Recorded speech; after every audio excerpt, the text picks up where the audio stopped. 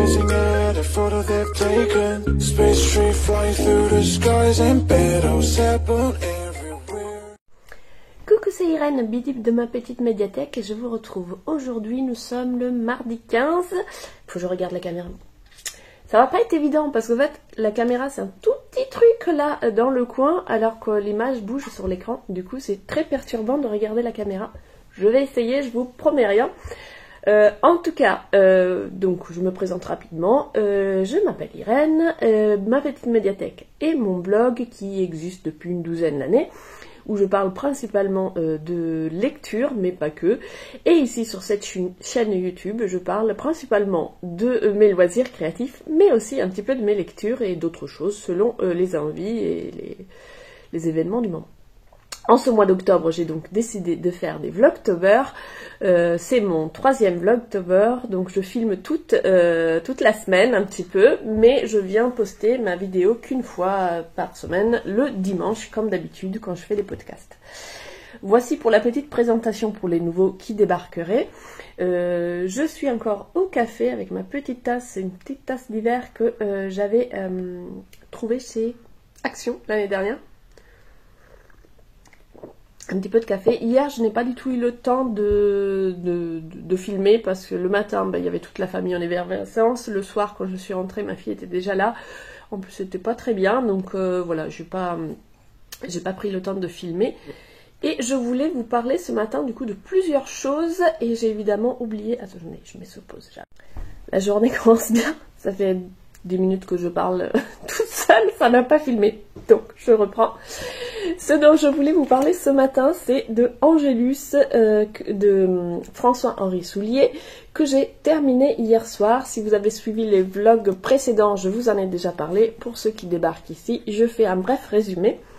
Nous sommes en 1165, près de Narbonne, et des corps d'hommes morts déguisés en anges sont trouvés, et 3 personnes vont être impliquées dans l'enquête, et on va les suivre indépendamment les 3. Donc on va suivre Jordi de Cabestan, qui est tailleur de pierre, et qui est missionné par l'un des abbés pour enquêter sur ces morts, parce que la première victime est l'un de ces hommes, donc il semble le plus désigné pour pouvoir mener l'enquête. Un peu plus tard, le jeune chevalier de Termes qui vient d'être adobé va également être missionné pour aller enquêter dans une autre abbaye, et c'est l'archevêque de Narbonne qui le mandate. Et enfin, nous allons aussi suivre Dame Aloi, qui est une jeune femme appartenant à la secte des Cathares, une secte qui est en train de prendre de l'ampleur dans cette région et qui bien sûr dérange beaucoup l'église de Rome. Et donc elle va se trouver mêlée à l'enquête parce que évidemment pour les abbés, les coupables idéaux sont les membres de cette nouvelle secte. Et donc voilà, on va suivre en parallèle ces trois personnages. C'est un gros roman, mais franchement, je l'ai lu très facilement. Au début, j'étais un petit peu impressionnée par la taille, mais finalement, c'est vraiment hyper agréable à lire. Ça avance tout seul. Et j'ai pris beaucoup de plaisir à suivre cette enquête dans le Moyen-Âge du sud de la France. Moi, j'adore tout ce qui est histoire, donc les romans historiques, c'est vrai que j'aime beaucoup parce que j'aime bien justement m'imaginer la vie à l'époque, et dans un roman, on a plus de détails que dans un livre d'histoire sur les modes de vie des gens. Je ne connais pas cet auteur, je ne sais pas à quel point il s'est documenté pour écrire son roman, mais en tout cas, ça a l'air assez bien documenté et c'est très agréable à lire. Donc si vous aimez les romans historiques et les romans policiers, je vous conseille Angélus. Voici pour la lecture que j'ai terminée. Je voulais vous présenter celle que je vais commencer à suivre. Mais je ne vais pas remettre sur pause, ça va encore bugger, donc je vous la présenterai plus tard dans la semaine, c'est pas grave.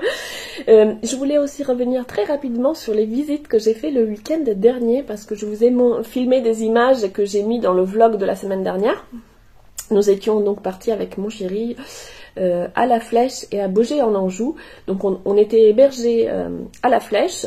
Lui, il avait une compétition de golf et du coup moi le samedi matin, j'ai profité pour visiter la ville de la Flèche toute seule. Et puis dans l'après-midi, nous sommes allés à Baugé pour visiter le château de Baugé ainsi que l'hôtel Dieu, Donc pour les petites images, je vous renvoie au vlog de la semaine dernière. Mais comme je n'ai pas fait trop de commentaires, je voulais revenir ici. Donc je vous mets une photo du château. Si vous allez dans le coin, c'est vraiment... Enfin moi, nous avons tous les deux vraiment apprécié nos visites. Le château de l'extérieur est très beau, l'intérieur n'est pas hyper bien... conservé, c'est pas ce genre de château qu'on visite avec les meubles, etc. Il y a une pièce aménagée, mais le reste des pièces n'est pas avec les meubles d'époque. Mais par contre, ils ont fait toute une scénographie très sympa. Il faut prendre l'audio guide, je pense que c'est vraiment important. Il est inclus dans le prix, il n'y a pas à payer en plus. Et en fait, il y a plein de petites scénettes qui sont mises en scène et avec l'audio guide, on scanne en fait l'audio guide à chaque borne et ça nous explique par exemple comment étaient organisés les banquets, dans quelle occasion. On nous explique un peu, du coup c'était un château du roi René, moi je connaissais pas du tout ce personnage. Donc voilà, on a une petite introduction sur qui était le roi René. Après on nous explique les banquets, les jardins des châteaux, les joutes de chevaliers et tout ça avec des petites scènes, la chasse, etc. Donc la vie des châteaux du Moyen-Âge à cette époque-là, donc c'était 15e siècle je crois si je ne me trompe pas. En tout cas, j'ai trouvé que c'était une visite très pédagogique à faire même avec des enfants. Il y a plein de petits jeux qu'on peut faire également avec les enfants et du coup c'était vraiment très bien fait. Et si on veut je vais y arriver. Si on veut visiter aussi l'Hôtel-Dieu, qui est à 5 minutes à pied du château, il y a un tarif intéressant pour les 2 entrées. Plutôt que d'acheter 2 fois des entrées, vous pouvez acheter l'entrée pour les 2 lieux avec un tarif un petit peu plus intéressant. Et donc le lendemain, nous on a fait le lendemain parce qu'on n'avait pas assez de temps en fin de journée pour visiter. Ça ferme à 18h, mais la visite, il compte 1 heure pour la visite, donc il faut rentrer à 17h ou plus tard. Donc le lendemain, nous sommes allés visiter l'Hôtel-Dieu, qui est aussi une visite très intéressante. Et là, il n'y a pas d'audio guide, mais par contre, il y a des guides. Et il faut faire la visite avec le guide, ça ne dure pas très longtemps. Il y en a plusieurs heures. Si vous avez l'occasion, vraiment, je la conseille parce qu'il y a une pièce, l'apothicairerie, qui ne se visite que avec le guide. Donc il y a une petite fenêtre où vous pouvez regarder tout seul. Mais si vous voulez rentrer à l'intérieur, il faut être avec le guide. Et nous sommes tombés en tout cas sur une jeune femme qui était vraiment passionnée par ce qu'elle racontait. Et c'était très intéressant. Donc elle nous a expliqué comment fonctionnait l'Hôtel-Dieu, quand il a été fondé, par qui, etc. Et puis nous avons visité l'apothicairie avec tous les pots, etc. Également, je vous mets une photo de l'Hôtel-Dieu et de l'apothicairerie. Mais si vous voulez plus d'images, je vous invite à aller voir la fin de mon vlog de la semaine dernière. Voilà. Pour ce que j'avais à dire ce matin, moi je vais finir tranquillement mon café. Il me reste 10 minutes avant le train, donc j'ai le temps de faire quelques rangs de mon tricot et je vous montrerai ça ce soir. Coucou, on est toujours mardi, je viens juste de rentrer du travail et je voulais juste prendre 2 minutes pour vous montrer la lecture que j'ai commencée aujourd'hui. Les enquêtes de Renoir et Monet de Léonie Wilbert. Nature morte, et donc c'est chez J'ai lu. J'ai acheté ce livre à la Flèche quand j'étais le week-end dernier et la libraire m'en a dit beaucoup de bien, donc voilà, j'ai tout juste commencé tout à l'heure, donc vous voyez, j'en suis encore au début à la mise en place de l'histoire. On va donc suivre, c'est une sorte de huis clos dans un château de la Sarthe. Un notable parisien a invité un certain nombre de personnes et comme cadeau de Noël, donc pour Noël, et comme cadeau de Noël, il a pensé leur offrir des portraits et comme il ne veut pas dépenser trop d'argent, il va embaucher 2 étudiants des Beaux-Arts qui ne sont autres que Renoir et Monet pour venir faire des portraits de ces invités, sauf qu'il va y avoir un meurtre et les 2 peintres vont du coup enquêter pour découvrir qui l'assassin, tout ça. Donc là j'en suis tout au début, je vous en reparlerai un petit peu plus quand j'aurai avancé, mais en tout cas pour l'instant c'est plutôt agréable.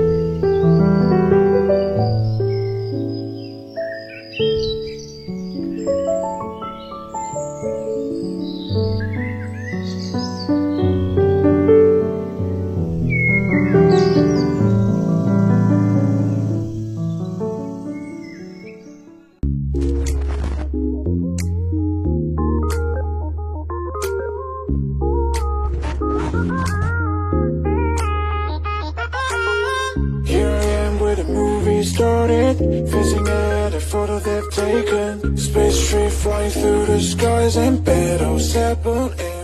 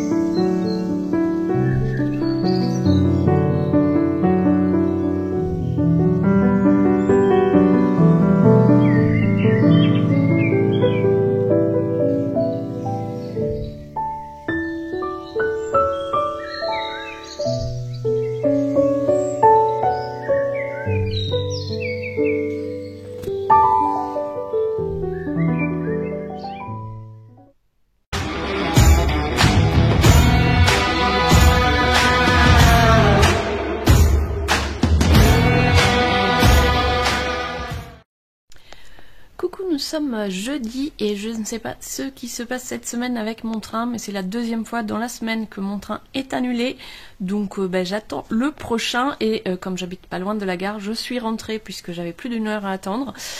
Et du coup j'en ai profité pour avancer quelques rangs sur mon encours que je vous ai montré la semaine dernière, que j'avais castonné du coup la semaine dernière si je me souviens bien.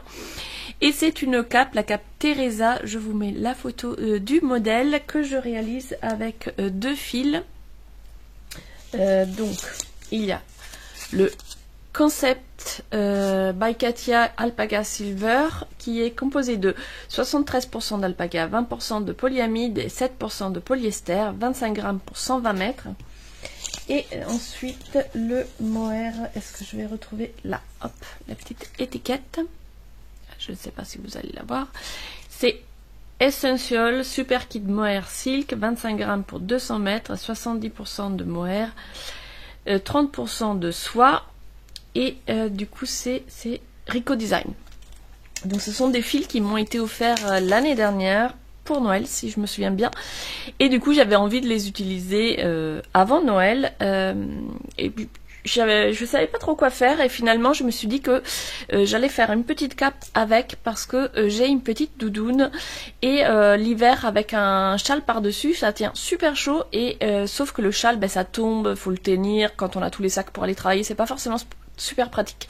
Du coup je me suis dit je vais me faire une petite cape que je porterai par dessus la doudoune. Par rapport au modèle initial j'ai fait du coup des modifications puisque moi je vais le porter sur ma doudoune et que la doudoune a une capuche. La version originale avait un col de 20 cm avant de faire les augmentations. Moi ici j'ai fait à peine 10 cm pour que je me retrouve pas avec la capuche qui m'étrangle. Et puis dans cette alors moi du coup je fais la taille L. Dans le patron elle précise que les tailles S et M ont été testées mais pas la taille L. Et la taille M se fait avec 80, on monte 80 mains et pour la 80, je vais y arriver. Pour la taille L, elle propose d'en monter 82. Moi je trouvais que c'était pas une différence suffisante d'une part.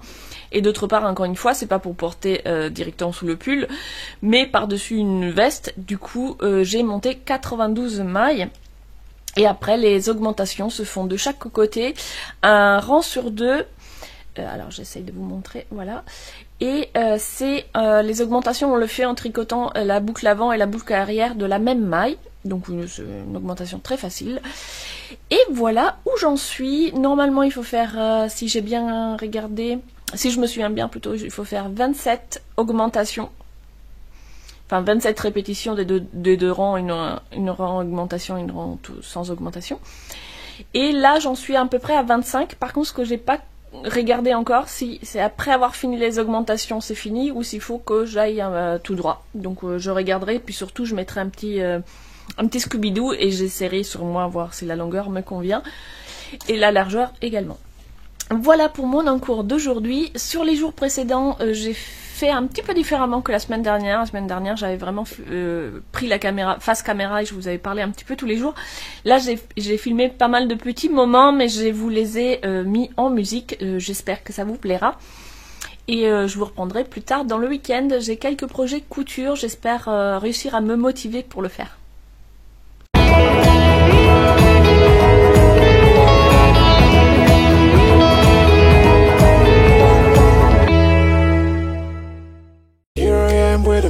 Started facing at a photo they've taken. Space tree flying through the skies and petals happen everywhere. Coucou, nous sommes vendredi. Aujourd'hui, c'était journée sportive et maintenant je profite. Il fait beau, ça fait super longtemps qu'il n'y a pas eu de soleil et que je ne travaille pas, donc je vais profiter pour aller nettoyer un petit peu le jardin.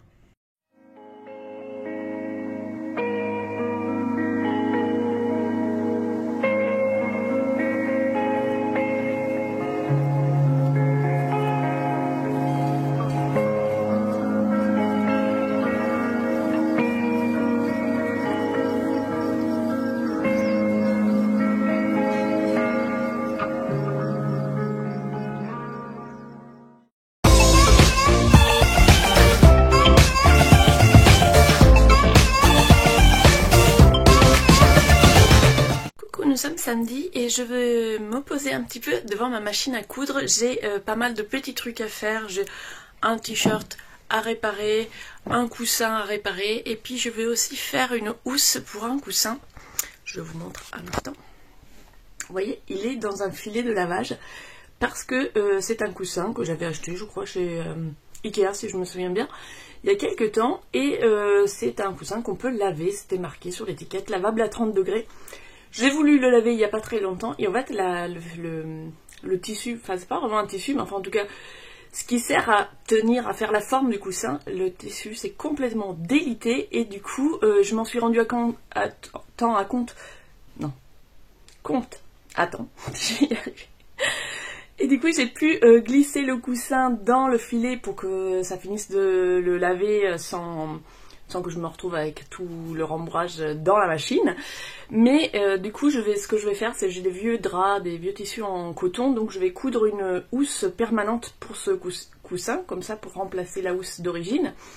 Et après, je le mettrai dans des housses décoratives qui, elles, vont pouvoir aller au lavage plus régulièrement, mais j'aime bien de temps en temps quand même laver aussi les coussins. Et donc, c'est bien d'avoir une housse résistante. J'avoue que j'étais assez déçue parce qu'il y a une étiquette, c'est lavable en machine, etc. Je le mets en machine, le truc il se détruit. Bon, après il avait quelques années, mais l'intérieur est encore tout à fait bon. Donc voilà, je vais partir sur une housse en coton que je pourrais laver, relaver sans problème.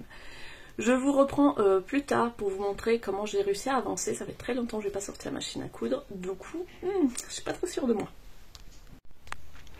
Je suis pas peu fière de moi, alors c'est tout simple, hein, mais moi je suis vraiment pas douée par la couture, alors j'ai super galéré, alors je sais pas, j'arrive pas à faire le focus, c'est là que je voulais montrer, bon, c'est pas grave.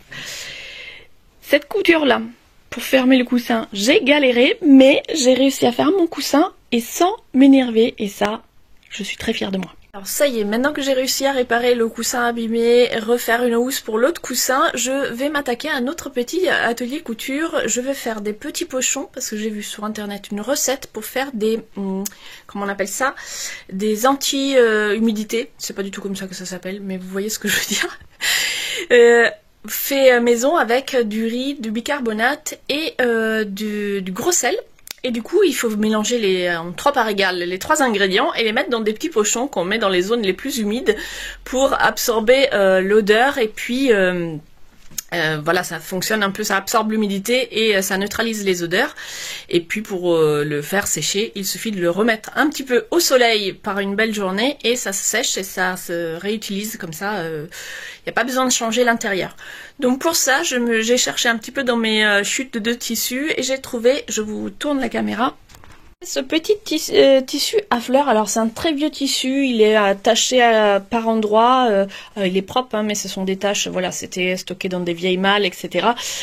Du coup, pour faire des petits pochons, ça me semble idéal. En plus, avec les petites fleurs, ça apportera une petite touche de gaieté. Donc je vais faire des petits pochons avec ce tissu, mais pas très très grands, je pense que je vais les faire à peu près de cette taille-là. Donc je vais en faire plusieurs, comme ça après ils seront prêts et j'aurai plus qu'à les garnir. Bon, j'ai réussi à faire 3 petits pochons, ils sont très loin d'être parfaits, mais pour une reprise de la couture en douceur, c'est pas mal. J'ai fait ici un petit rabat où je pourrais glisser un cordon, comme ça je pourrais les suspendre directement par le cordon qui viendra refermer. Pour la taille, j'ai fait un peu au pif, ils n'ont pas tous la même taille, mais ce n'est pas du tout grave. Comme je disais, c'est pour mettre un mélange de déshumidificateur. Et puis je vais les suspendre, par exemple là où je mets le linge à sécher. Et ça sera parfait. Alors comme vous avez pu voir, j'ai fait 3 petits pochons, je veux en faire beaucoup plus et j'ai d'autres petites choses à faire en couture. Mais pour une reprise, je voulais pas non plus trop me mettre la pression. Et puis surtout, j'ai rendez-vous avec une amie cet après-midi pour aller me balader. Donc j'en reste là pour aujourd'hui. Peut-être que demain, je continuerai un petit peu la couture. Mais je voulais venir aujourd'hui conclure ce vlog en vous présentant les dernières lectures que j'ai faites. Je vous ai montré quelques images dans ce qui a précédé, mais je voulais prendre le temps d'en parler. Donc j'ai lu l'automne, donc l'album L'automne de la série Les souris du buisson au mur de Jill Barclay. Donc c'est un album écrit dans les années 80 qui vient d'être réédité par les éditions Quilline. Je vous avais parlé de l'album l'été que j'avais beaucoup aimé et du coup quand on m'a proposé l'album sur l'automne j'ai tout de suite accepté et il est superbe, vraiment j'adore. Au fait vous avez vu les images, mais ce que j'aime dans ces images, d'une part je trouve que la nature est très réaliste, bien que les petites souris soient habillées, soient des personnages humanifiés, les décors eux sont très très réalistes et celui-ci sur l'automne ça a des couleurs magnifiques. Et les illustrations ont une profusion de détails hallucinants, ne serait-ce que regarder ici sur la couverture. Vous voyez cette feuille, on voit la trace de petits insectes qui a commencé à manger un petit peu la feuille. Je trouve ça vraiment très très chouette et j'aime beaucoup prendre le temps de... Par exemple, celle des intérieurs avec la cuisine, il y a une profusion de détails, donc vraiment prendre le temps de regarder tous les détails, tous les pots qui sont sur les étagères. Quant à l'histoire, c'est tout mignon, c'est assez intemporel, donc ça marchait dans les années 80, mais je pense que ça marche toujours. Les personnages ont un style très rétro, donc on est un peu dans... Comme ils sont habillés, vous pouvez voir, ça fait penser au début du XXe siècle. Et ils mènent une vie très paisible dans la campagne, faite de cueillettes, de fêtes, de gâteaux, des choses comme ça. Et dans cet album, donc on est à l'automne, il faut faire les dernières récoltes pour remplir le grenier avant l'arrivée de l'hiver. Et donc une petite souris, Primrose, accompagne son père et puis une vieille dame arrive, annonce l'orage, donc tout le monde s'affaire pour vite avant l'arrivée de la pluie.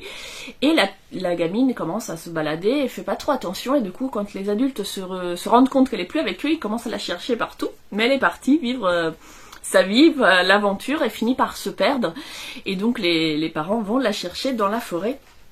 Et du coup là, vous voyez, c'est la journée, on récolte tous ensemble, c'est des belles couleurs toutes joyeuses. Et les mêmes buissons, quand la tempête arrive, ils deviennent très inquiétants. Et j'ai vraiment bien aimé cette transition comme ça. Le même buisson, c'est des murs ici aussi, mais alors on voit plus du tout les couleurs. La seule chose qu'on voit, ce sont les épines. Petite histoire toute mignonne, je vous conseille, vraiment moi j'adore ces illustrations, elles sont toutes douces, c'est un petit album à savourer. Autre lecture que j'ai faite cette semaine, c'est un manga que j'ai lu avec ma fille. C'est elle qui me l'a prêté d'ailleurs, c'est My Dear Detective. Je vous en avais déjà parlé également puisque j'avais lu le tome 1 et là j'ai lu les tomes 2 et 3. Donc on va suivre les deux personnages qu'on voit sur chaque couverture. Donc c'est cette jeune femme, nous sommes à Tokyo dans les années 20 je crois. Je sais plus exactement, enfin début 20e siècle.